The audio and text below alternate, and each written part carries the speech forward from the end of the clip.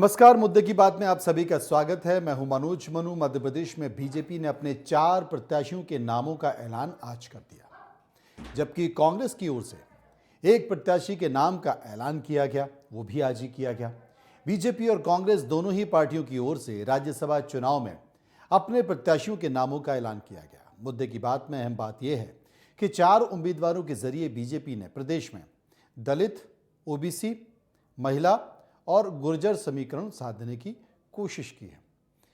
वहीं लोकसभा के पहले बीजेपी दिखाएगी कि एकजुटता की तस्वीर बाबा, महिला, किसान नेता और एक केंद्रीय राज्य मंत्री के साथ जाएंगे। नामांकन जमा करने कल इन सब का नामांकन जमा होगा और बीजेपी राज्यसभा प्रत्याशी सभी कल नामांकन करेंगे, जिनमें केंद्रीय मंत्री एल मुरुगन, उमेश नाथ महाराज, बंशी लाल गुर्जर, माया नरोलिया का नामांकन कार्यकर्ताओं के साथ होगा। बीजेपी प्रदेश कार्यालय में ये सब लोग एकत्रित होंगे और उसके बाद रवाना होंगे। कौन है बीजेपी के राज्यसभा के सिपाही? सबसे पहले बात करते हैं उमेश नाथ महाराज की। शास्त्र से संसद तक का इनका सफर है। वाल्मीकि धाम आश्रम के पीठाधीश्वर रतलाम जिले के जाबरा में इनका जन्म हुआ है। 19 नवंबर 1964 को यह इनका जन्म हुआ। हरिलाल मोहन है इनके पिता का नाम और मां का नाम है कमला देवी। दर्शन शास्त्र से एमए की डिग्री इन्होंने हासिल की है। आरएसएस प्रमुख से कई बार मिल चुके हैं। खुद केंद्रीय गृह मंत्री अमित शाह इनके आशीर्वाद ले चुके हैं और मोहन भागवत भी इनसे आशीर्वाद ले चुके हैं। अमित शाह ने समरसता स्नान सिंहस्थ कुंभ में भी, आपको याद होगा, समरसता स्थान वाल्मीकि धाम आश्रम में आ चुके हैं। मुख्यमंत्री डॉक्टर मोहन 7 जनवरी को इनके पास मुलाकात कर चुके हैं। मुख्यमंत्री मोहन उनके गुरु की समाधि में दर्शन करने गए और उसके बाद वाल्मीकि समाज में महाराज जी का विशेष प्रभाव माना जाता है। ये इनका परिचय है। लेकिन बीजेपी का समीकरण देखिए। बीजेपी किस तरीके से लोगों को जोड़ने की कोशिश करती है, संकेतों के जरिए, शख्सियत के जरिए। एक और नाम बीजेपी से राज्यसभा के सिपाही के तौर पर माया नरोलिया।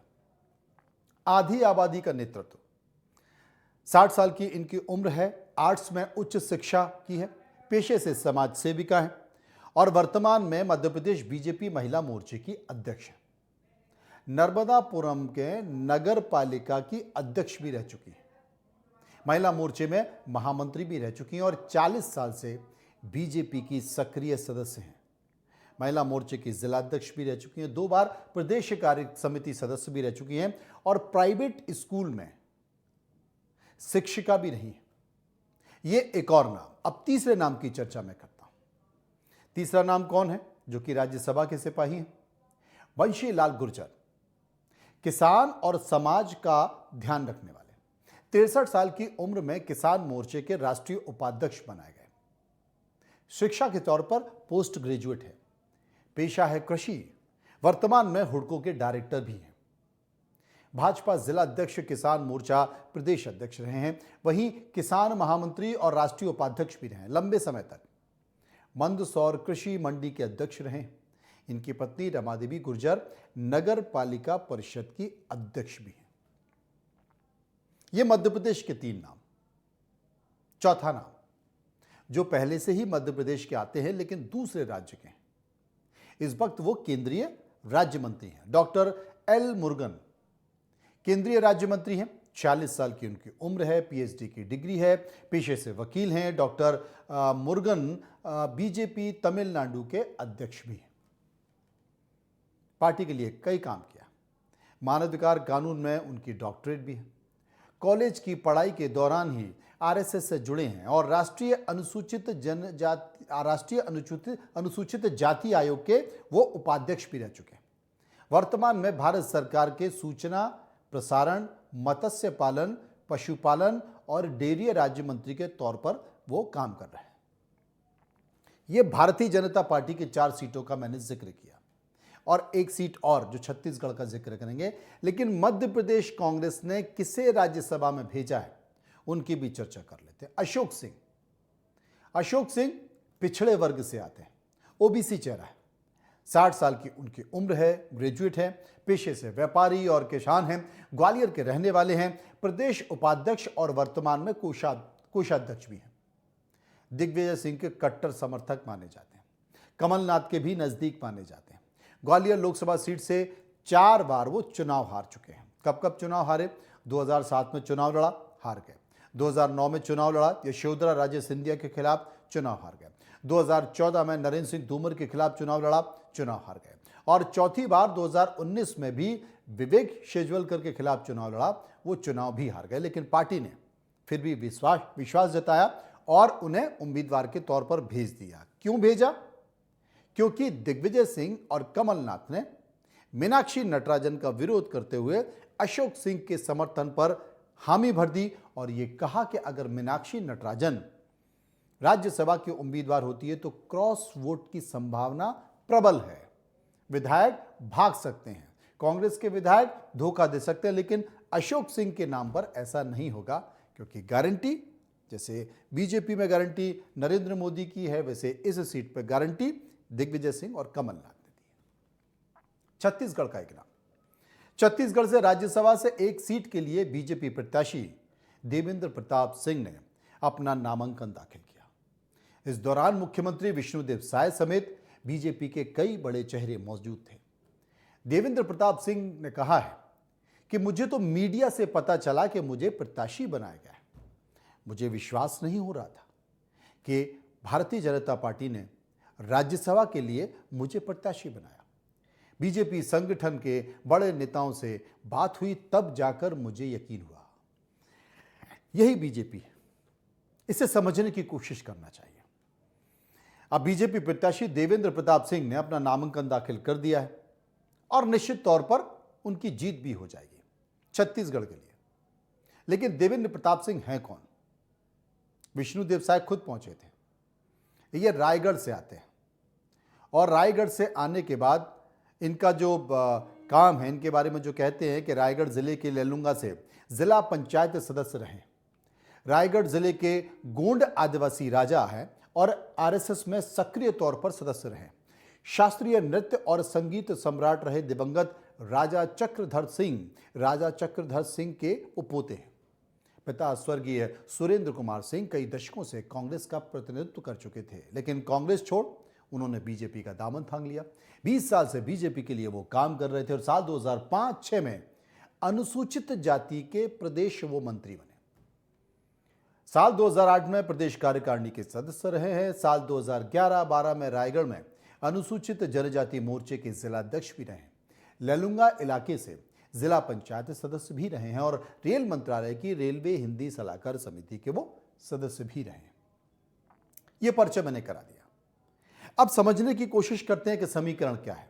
देखिए, भारतीय जनता पार्टी इस वक्त, जैसा कि हम पहले लगातार चर्चा कर रहे थे, और एक संकेत की बात है कि तमाम ऐसे बड़े बड़े नेता जो अब तक राज्यसभा में चुनकर आते थे, बीजेपी ने इस बार बड़े नेताओं को महत्व नहीं दिया है, बड़े नेताओं को मौका नहीं दिया है। बीजेपी ने जमीन से जुड़े लोग जो अपनी जाति विशेष में एक स्थान रखते हैं, जिन्होंने पार्टी के लिए समर्पण दिया है, जो सालों से दशकों से पार्टी के लिए काम कर रहे हैं, पार्टी ने उन्हें मौका दिया है।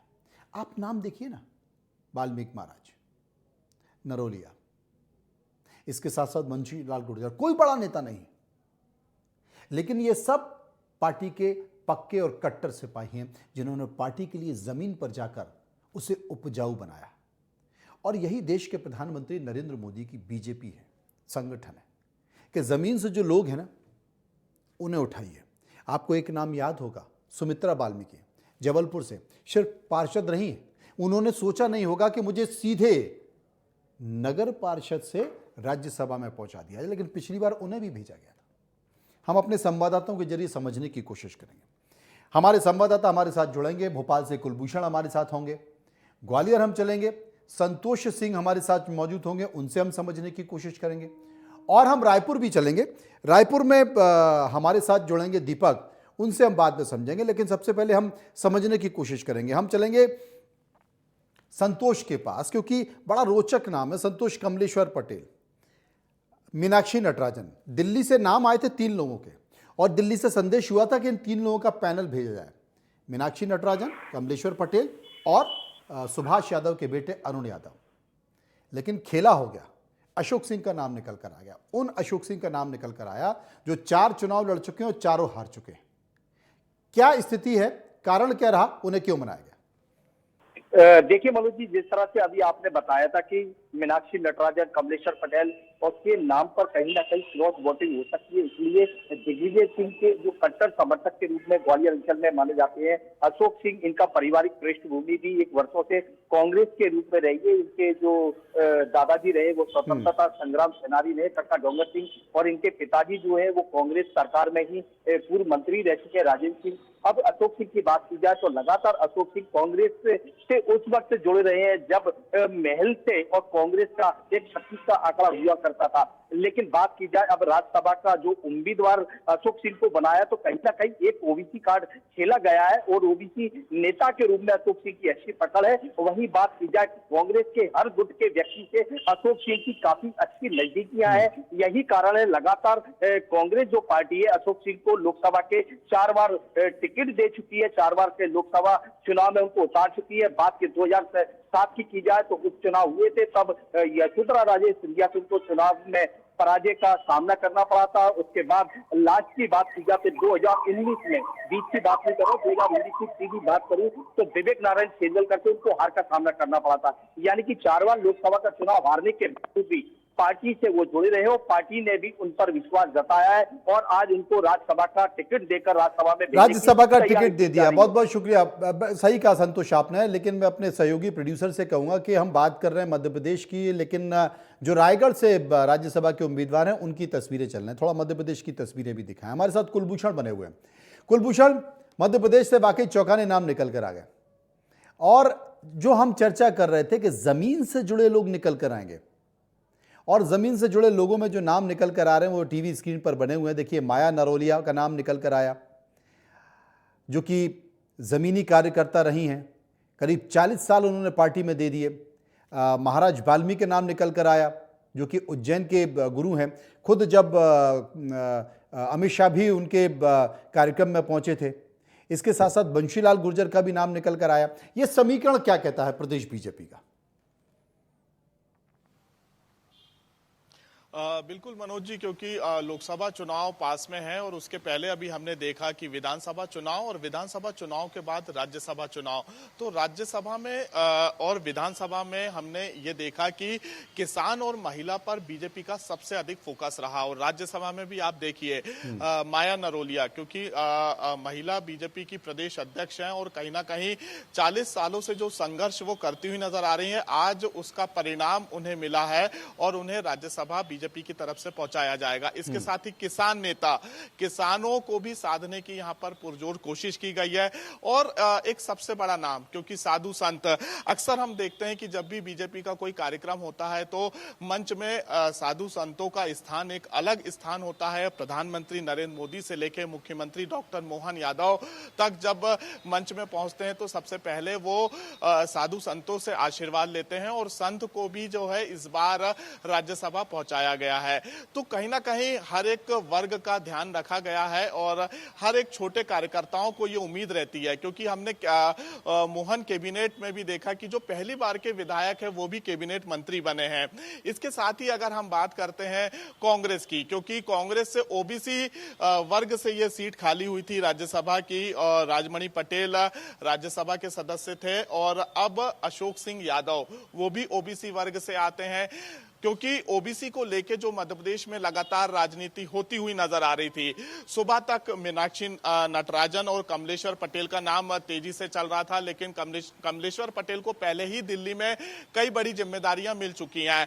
मीनाक्षी नटराजन की अगर बात की जाए तो आपसी सहमति, जो युवा गुट था, उमंग सिंगार हो या जीतू पटवारी हो, कहीं ना कहीं ये दबी जुबान में ये बात करते हुए नजर आ रहे थे कि मीनाक्षी नटराजन में ऐसा क्या है, वो क्या मध्य प्रदेश कांग्रेस में अपना क्या योगदान देती हुई नजर आएंगी। तो कहीं ना कहीं मीनाक्षी नटराजन का यहां से नाम कटता हुआ नजर आया। अब दूसरा नाम किसका आता है कि अशोक सिंह। दिग्विजय सिंह के भी बेहद ही करीबी हैं, कमलनाथ के भी बेहद ही करीबी हैं, तो कहीं ना कहीं इनके नाम पर कुलभूषण, मैंने सहमति बीजेपी की बनती बात है। आपसे और पूछी थी, संतोष तो बता रहे थे अशोक सिंह के बारे में, लेकिन देखिए बीजेपी का जो जातीय समीकरण है, एक सदस्य गुर्जर समुदाय से, क्योंकि मंत्रिमंडल में उस तरीके से गुर्जर समुदाय को स्थान नहीं दिया गया है, तो राज्यसभा में बतौर राज्यसभा बंशीलाल गुर्जर को मालवा निमाड़ से लिया गया है। इसके साथ साथ दूसरा जो माया नरोलिया है वो जाट समुदाय से आती है। होशंगाबाद, नरमा पूनम के तमाम लोगों को लेने की कोशिश किया गया, क्योंकि उदय प्रताप सिंह जाट समुदाय से आते हैं, वो अब संसद की जगह प्रदेश मंत्री बना दिए गए हैं। इसके साथ साथ वाल्मीकि समाज से हमने देखा कि जो वाल्मीकि धाम है वहाँ से जिस तरीके से नाम लिया गया है महाराज जी का, उनको भी बना दिया गया है। तो कुल मिलाकर एक जातिगत समीकरण साधने की कोशिश की गई है, हर इलाके से लेने की कोशिश की गई है, लेकिन बहुत सारे नाम चल रहे थे। चंबल से जयबान सिंह पवैया का नाम चल रहा था, सबसे ऊपर नाम चल रहा था, तमाम सारी चीज़ें बताई गई थी। वहीं पर लाल सिंह आर्य का नाम चल रहा था, तमाम भोपाल के और दूसरे प्रदेश से जुड़े लोगों का भी नाम चल रहा था। कुल मिलाकर एक बार ये फिर बता दिया दिल्ली बीजेपी ने कि मीडिया में कयास कुछ भी चलते रहे हों, तमाम समीकरण जोड़ते हुए, लेकिन हमारे जो चयन करने का तरीका है वो अलग है। और शायद इसी तरीके से चौंकाने वाले नाम लोकसभा के टिकटों में भी नजर आएंगे। बिल्कुल, क्योंकि जो जमीन से जुड़े कार्यकर्ता होते हैं उन्हें एक बड़ी जिम्मेदारी अब कहीं ना कहीं बीजेपी लोकसभा, राज्यसभा और अपने कैबिनेट में देती हुई नजर आ रही है। कई ऐसे चौंकाने वाले नाम हैं, जैसे हमने ये सोचा भी नहीं था कि मोहन यादव क्या मध्य प्रदेश के मुख्यमंत्री होंगे, या जो पहली बार के विधायक है वो मंत्री होंगे। तमाम ऐसे सीनियर विधायकों को दरकिनार कर दिया जाता है, युवाओं को जिम्मेदारी दी जाती है। एक जातिगत समीकरण अक्सर बीजेपी साधती हुई नजर आ रही है। विधानसभा चुनाव, राज्यसभा चुनाव, लोकसभा चुनाव में भी हमें वही देखने को मिलेगा। फिलहाल अगर अभी राज्यसभा की बात करें, क्योंकि राज्यसभा में भी हर एक जाति वर्ग का विशेष तौर पे प्रधानमंत्री नरेंद्र मोदी से लेके जो संगठन है वो ध्यान रखता हुआ नजर आ रहा है। हालांकि कल की अगर बात करें, क्योंकि कल नामांकन की पूरी तैयारी विधानसभा ने कर ली है। कमलनाथ का डिनर बेकार निकल गया कुलभूषण, सबसे पहले चारों जो बीजेपी के प्रत्याशी, कमलनाथ का डिनर बेकार निकल गया। बिल्कुल ये कह सकते हैं, क्योंकि कल 2 घंटे कमलनाथ और तमाम वरिष्ठ नेताओं ने अपने निवास में डिनर के दौरान चर्चा की। तमाम नामों को लेकर चर्चा हुई। कमलनाथ खुद राज्यसभा जाने की इच्छा जता रहे थे, उन्होंने सोनिया गांधी से मुलाकात भी की। लेकिन आज एक बार फिर से मनोज जी जब वो छिंदवाड़ा पहुंचते हैं तो आप देखिए उनका एक बयान सामने आता है और फिर वही बयान होता है कि कार्यकर्ता स्वतंत्र हैं, वो किसी भी पार्टी में जा सकते हैं। इसके कई मायने निकाले जा रहे हैं।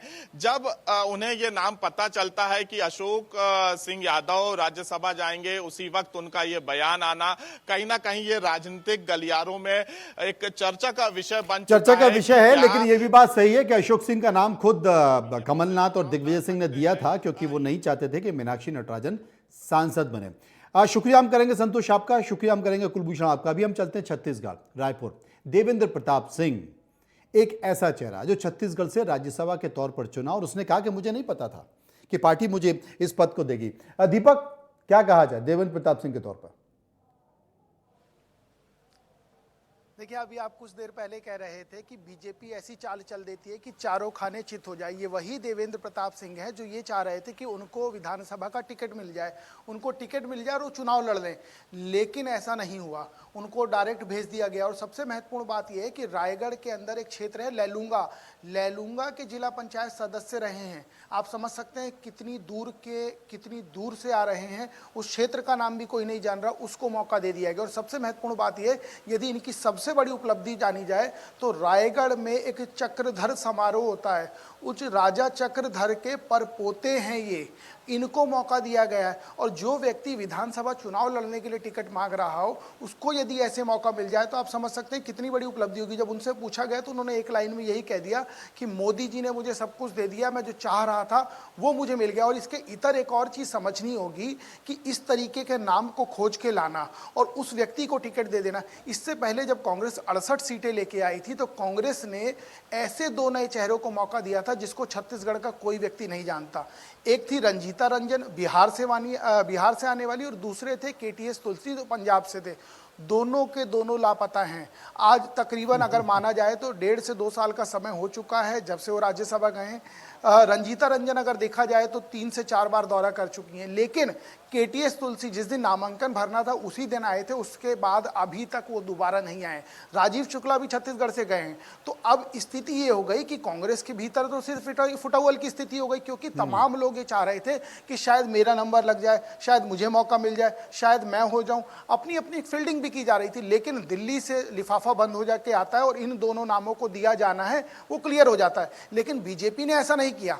यहां पर सरोज पांडे थी, सरोज पांडे को हालांकि ये लग रहा था कि मेरे को यहां से दोबारा कंटिन्यू किया जाएगा, लेकिन ऐसा नहीं किया गया। अब कयास ये लगाए जा रहे हैं शायद उन्होंने ही उड़वाया हो, ऐसा भी कहा जा सकता है, क्योंकि जब आपके हाथ से या आप जिस पद पे हैं उसको ले लिया जाए और आप खाली हो गए तो ये होता है कि अब मुझे कुछ और मिल सकता है। तो चर्चाएं ये तैर रही हैं कि सरोज पांडे का कार्यकाल तो अब खत्म हो गया, क्योंकि उनकी जगह नए व्यक्ति आ गए, तो शायद उनको कोरबा या उनको दुर्ग सीट से लोकसभा चुनाव लड़वा दिया जाए। बिल्कुल सही कह रहे हैं दुर्ग में दीपक, क्योंकि दावेदारी इसलिए जितने भी बड़े नेता हैं, जितने भी बड़े नेता हैं, चाहे वो पीयूष गोयल हो, धर्मेंद्र प्रधान हो, या फिर जिनका जिक्र आप कर रहे हैं सरोज पांडे हो, ऐसे बहुत तमाम बड़े नेता, बड़ी लंबी फहरिस्त है। इन तमाम नेताओं को यह कह दिया है कि आप जाइए, बहुत आज समय तक आप राज्यसभा में आकर बिना जनता से जुड़े हुए आप सत्ता का सुख भोग चुके हैं। अब जमीन पर जाइए, जमीन पर जाकर चुनाव लड़िए और चुनाव लड़के बताइए कि आपकी उपस्थिति क्या है, नंबर 1। दूसरी बात, संभवतः यह भी हो सकता है कुछ लोगों को अगर छोड़ दिया जाए, ऐसे चेहरे, ऐसे सांसद जो 10 साल मंत्री रह चुके हैं, 2024 में जब मोदी जी की सरकार बनेगी, शायद ही ऐसे लोग आपको मंत्रिमंडल में दिखाई देंगे। नए चेहरे और नए लोग आपको मंत्रिमंडल में दिखाई देंगे और उस वक्त भी आप चेहरे देंगे तो आप चौंक जाएंगे। बहुत बहुत शुक्रिया करेंगे दीपक का, जो विस्तार से हमें जानकारी दे रहे थे। फिलहाल इस चर्चा में यानी कि मुद्दे की बात में इतना ही। बाकी खबरों के लिए आप चलते रहिए इंडिया न्यूज़ के साथ। मुझे यानी कि मनोज मनु को दीजिए इजाजत। नमस्कार।